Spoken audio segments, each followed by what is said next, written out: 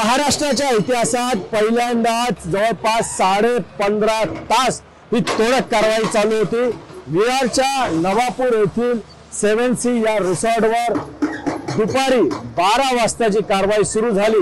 ती पहाटेच्या 3:30 वाजेपर्यंत ही तोडक कारवाई सुरू आहे।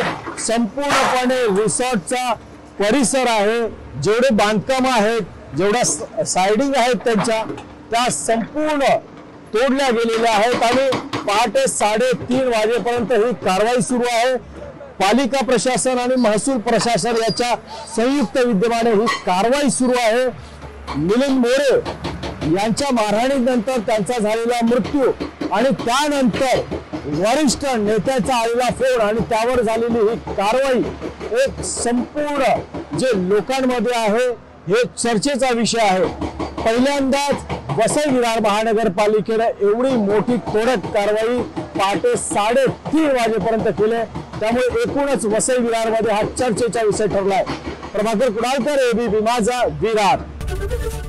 एबीपी माझा, उघडा डोळे बघा नीट।